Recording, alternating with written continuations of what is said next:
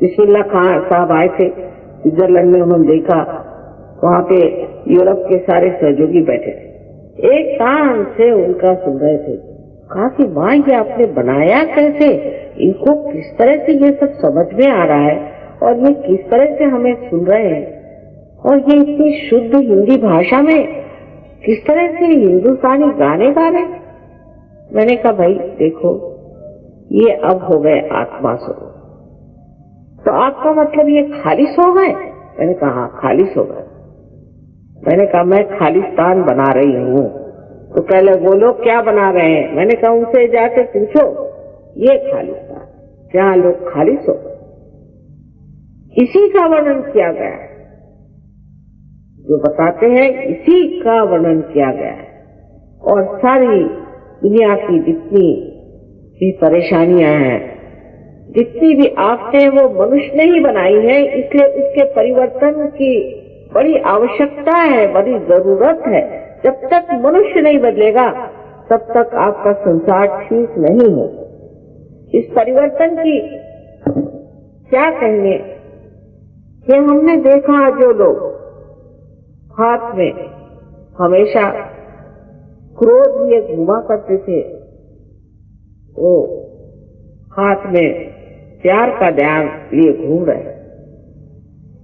आपको देखना चाहिए कि सहयोगी जो इंग्लैंड में है, जो कि इंग्लिश लोग जिनको हम सोचते हैं कि बड़े राक्षसी होते हैं, वो जब यहाँ आते हैं तो इस भारत माता की थोड़ी सी धूल अपने सर पर चढ़ा लेते। ये योग भूमि है, इस भूमि से ही हमें ये आत्मदर्शन हुआ। और जब देहातों में जाते हैं तो गरीब बेचारे देहात में, बहुत सारे गरीब देहाती अभी सहयोगी हैं, ऐसे उनसे गले मिलते हैं, ऐसे प्यार से उनसे बात करते हैं, ऐसे पकड़ पकड़ के रोते हैं कि पता नहीं कितने जन्म के ये भाई आपस में मिल रहे हैं। और देख देख कर ऐसा आनंद होता है, ये प्रेम का सागर। ऐसी दुनिया अब बन गई है। मैं रोज ही देखती हूँ इस तरह की दुनिया बनते हुए। मैं तो सोचती हूँ कि दिल्ली शहर में भी ऐसी दुनिया बस जाए। इसकी बहुत जरूरत है, जहाँ मनुष्य अपने परिवर्तन को देखे, अपने आनंद को देखे। इस आत्मा के ज्ञान से मनुष्य सत्य को जानता है, केवल सत्य को। और जब उसका चित्त आलोकित हो जाता है तो ऐसे इंसान की एक नजर भी काफी है कि आपको शुभ आशीर्वाद दे दे। ऐसा आदमी जहाँ खड़ा होगा वहाँ शांति हो जाएगी। जिस घर में जाएगा वहाँ शायद आ जाएगा। जिसके सर पे हाथ रखेगा उसका भला हो जाएगा, क्योंकि अपने हित के लिए ही परमात्मा ने ये सुंदर सी चीज हमें दी हुई है। और इस चक्र के भेदन से ही आप इसे प्राप्त होते। कृष्ण की जो दूसरी बात उन्होंने कही कि भक्ति में तुम जो कुछ दोगे उसे स्वीकार ही होगा, लेकिन भक्ति अनन्य होनी चाहिए। देखिए कितनी कमाल की बात है, एक शब्द पे नचा रखा है दुनिया को। अनन्य माने जब दूसरा न हो। ये कब हो सकता है? आप यहाँ बैठकर हरे रामा हरे कृष्णा करते रहिए तो गला फट जाएगा और कैंसर हो जाएगा। भगवान का नाम रखते रखते रखते रखते आदमी पगला जाता है। बजाय इसके कि अपनी उच्चतम स्थिति को जाए, वो और ही पागल हो जाता। एक ही अक्षर प्रेम का पढ़े सो पंडित हो। वजह यह है कि जिस वक्त आप अनन्य होते, जब आप परमात्मा से एकाकारिता तथागत हो जाते, तब एक बार ही नाम ले लिया, जब जरा गर्दन झुका ली देखिए। ऐसा ही हाल होता है कि मनुष्य के अंदर भक्ति में वो ऐसा रचता है कि जैसे आनंद के डोह में और आनंद के तरंगों में लहरता है। इस भारतवर्ष में हर जगह संतों ने इस आत्म साक्षात्कार का वर्णन कहा है। नामदेव एक बड़े भारी महाराष्ट्र के कवि थे और बाद में वो जब पंजाब में गए तो नानक साहब ने उनको पहचाना, बड़ा उनका आदर किया और उनके भी बहुत सारे काव्य ग्रंथ साहब ने रखे हुए। नामदेव एक बार एक दूसरे संत गोरा कुम्हार उनसे मिलने गए। जब गोरा कुम्हार माने हुए कि जो उनका मराठी कुम्हार कहते हैं, जिसे हम लोग कुम्हार कहते हैं, जो कि ये बनाते हैं घड़े वगैरह, मिट्टी जो से घड़े बनाते हैं, उनको देख के वो कहते हैं कि मैं तो निर्गुण को मिलने आया था। मराठी में है निर्गुणाच्या भेटी आलो सगुणाच्या। मैं तो निर्गुण को मिलने आया था, तो तू तो सगुण में खड़ा है रे। क्या कहना है? ऐसे कोई कहता है? कोई इंसान दूसरे आदमी से ऐसी प्यार की बात कहेगा कि मैं तो निर्गुण को मिलने आया, तू तो सगुण में खड़ा है? क्या कहने इन लोगों की। ऐसे ही संत लोग आज हमें भारतवर्ष में तैयार कर रहे हैं और उसके लिए गृहस्थी छोड़ना और सब नाटक की कोई जरूरत नहीं। आदमी अंदर से ही छूट जाता और उस महान प्रेम को जब वो अनुभव करता है, उसको लगता है कि किस किस को बुलाओ। जैसे कविता जी ने कहा था, 525 पकड़ बुलाऊं, एक ही डोर उड़ाऊंगा। सारे मिलन के गाने इन लोगों ने गाए, हमारे यहाँ महाराष्ट्र में भी और इधर में बंगाल में भी और दक्षिण में भी, हर जगह मैं जाती हूँ। अभी गई थी गुजरात, वहाँ भी सारे संतों ने सारे वातावरण में ये गूंजा रखा है कि आत्म साक्षात्कार को प्राप्त करो और संत बनो। और ये बनना कोई मुश्किल नहीं है। आज समय आ गया है, आप लोग बड़े भाग्यवान हैं कि इस समय में आप आए और हम भी बड़े भाग्यवान हैं कि आपके आते हम भी आ गए, जिससे कि एक कार्य घटित हो रहा है। हजारों की तादाद में लोग इसे प्राप्त करते हैं। लेकिन पहले ही से आप अगर ये सोचे बैठे कि मैं बड़ा पापी हूँ, मैं बड़ा दुष्ट हूँ, तो मेहरबानी से अपने जूतों के साथ उसे बाहर रखें। ये सब आपके दिमाग में किसी ने भरी हुई बातें, बेकार। आखिर गलतियां मनुष्य ही कर सकता है, परमात्मा तो नहीं करने वाले गलती। तो इतना अपने से नाराज नहीं होना चाहिए। उससे ये चक्र पकड़ जाता है जिसे हम लेफ्ट विशुद्धि कहते हैं, और ये चक्र पकड़ने से स्पॉन्डिलाइटिस हो सकता है, एंजाइना हो सकता है, दुनिया भर की बीमारी हो सकती है। सबसे बड़ी बात है कि आत्म साक्षात्कार नहीं। तो सबसे पहले अपने प्रति प्रसन्न हो। आपने कोई गलती नहीं की, आपने कुछ भी किया हो, इस समय आप भूल जाइए। और इस छोटे से समय में जो कुछ भी कहना था तो मैंने कह दिया। कारण ये है कि ये ज्ञान हजारों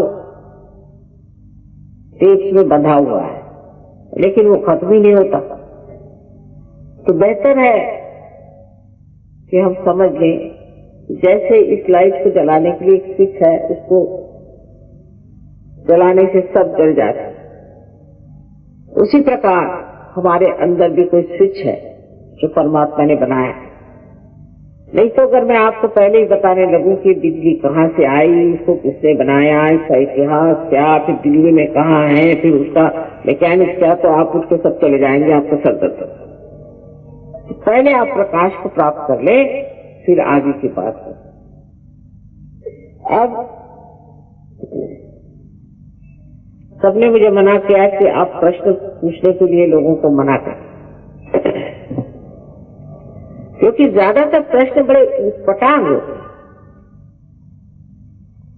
मुझे कभी कभी लगता है कि ये लोग यहाँ अपना हित करने आए हैं या सबका अहित करने आए, और न जाने क्यों इतने झगड़ालू तरीके से बातचीत करते हैं, जैसे कोई पार्लियामेंट लगी हुई है, जैसे आज पार्लियामेंट में झगड़ा हो रहा।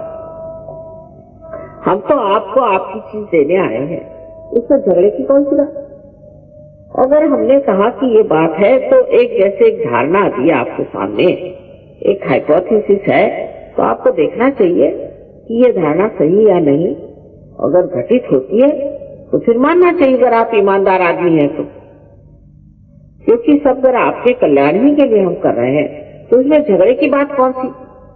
ये तो ऐसा ही हुआ कि आदमी अपनी नाक मुंह को नोच ले तो उसको झगड़ने की आदत। इसलिए इन्होंने मना किया हुआ सबने कि माँ आप प्रश्न मत पूछिए, बिल्कुल हम लोग बिल्कुल उसके विरोध में। देखिए हम तो माँ है ना, हम जानते हैं कि खोपड़ी कहीं कहीं घूम ही रही है। तो इतना ही कहूंगी कि कुछ प्रश्न हो आपको तो आप लिख दीजिए और कल भाषण में मैं उसका सब उत्तर व्यवस्थित रूप से दे दूँ। आपको कोई भी प्रश्न हो आप पूछिए। वैसे तो यहाँ पर दिल्ली में बहुत से सेंटर्स हैं और अब एक आश्रम भी बन गया। सबसे पहला आश्रम दिल्ली में ही बना है, वहां कोई रहेगा कि नहीं ये पता नहीं, लेकिन कम से कम एक आश्रम बन गया और उस आश्रम में हम लोग प्रोग्राम इनका होता है, सेंटर है और वहाँ सबसे बड़े निपुण लोग कहना चाहिए जो कि सहयोग में हमको समझते हैं कि बहुत निपुण है, वो लोग कार्रवाई करते हैं। और एक बार जागृति होने के बाद सिर्फ ये समझ लेना चाहिए कि इस जागृति का जो कनेक्शन है वो ठीक से फिट बैठ जाए, बस। उसके बाद आप देख लीजिए कि आप क्या कमाल की चीज है। जैसे किसी देहात में जाइए और वहां आप टेलीविजन ले जाइए और उनसे कहिए कि इस डब्बे में ही आप देख सकते हैं सारी दुनिया की, तो कहेंगे क्या बात कर रहे हैं, ऐसे कैसे हो सकता है। तो वो जानते ही नहीं ना उसके बारे में, ऐसे हम भी अपने बारे में नहीं जानते, पर जब कनेक्शन लग जाता है तो हैरान हो जाते हैं। तो आप क्या हैं, आपका गौरव क्या है, आपकी शक्तियां कितनी हैं, आप कितनी महान चीज है, उससे आपके आत्मदर्शन से ही, उस प्रकाश में ही आप जान सकते हैं। इसके अनेक अनेक चमत्कार कहिए या कहें लाभ, जो भी से कहें, सिर्फ मैं इतना ही कहूंगी कि आप एक ऐसा मानव बन जाते हैं कि जो संसार की सारी शांति का, आनंद का एक स्रोत हो जाए। आपके सारे ही प्रश्न साथ ही साथ भी हल हो जाते। और जैसे कि जब तक आप पानी में खड़े हैं तो आप पानी से डरते हैं, पर जब आप किसी बोट में चले आए तो उसी को देखते हैं, और उसके बाद जब आप तैराक हो जाते हैं तो उसी पानी में कूद पड़ते हैं और 50 को बचाते हैं। इसी प्रकार आपकी प्रगति होती रहती है। पहले आप निर्विचार होते हैं, फिर आप निर्विकल्प हो जाते हैं और उसके बाद एक आप पक्के सहयोगी होकर के दुनिया का कल्याण करते हैं। इसके लिए कोई पैसा नहीं, इसके लिए हमारा कोई ऑर्गेनाइजेशन नहीं है, हमारी कोई संस्था नहीं है, सिर्फ आप हमारी संस्था है और इसमें कुछ बनना पड़ता है। कोई सर्टिफिकेट नहीं है कि हम सहयोगी है, कोई दिमाग में लगा कर में घूमे हम सहयोगी है। ऐसे बहुत से हैं कि अपने कहते कि हम हमारा फिर से जन्म हो गया, हम फलाने हैं ठिकाने, पर उसकी शक्तियां कहाँ है, वो स्वभाव कहाँ है, वो तबीयत, वो रियासत कहाँ है। ये तो अच्छा है कि बगैर किसी रियासत के आप कहें कि हम बड़ी रियासत वाले, उसी तरह की चीज हो गई। अगर आप हैं तो साक्षात होना चाहिए, दिखना चाहिए, लोग समझना चाहिए। तो इस चीज में आप सिर्फ ईमानदारी बरतें और अपने प्रति बहुत प्रसन्न चित्त हो, अपने को कोई दोष या न लगाए तो ये कार्य हो सकता है।